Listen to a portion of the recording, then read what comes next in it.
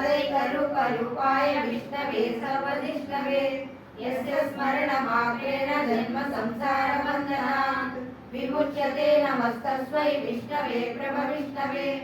ॐ नमो विष्णवे प्रभविष्णवे।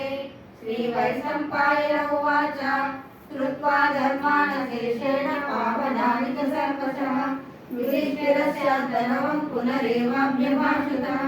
युधिष्ठिर उवाच किमेकं दैवतं लोके किं वाप्येकं परायणं स्तुवन्तर्कमत्यन्तं प्राप्नुयुर्वाणवासुदं को धर्मः सर्वधर्माणां भवतः परमो मतः किं जगन्नुच्यते जन्तुर्जन्म संसारबन्धनात्।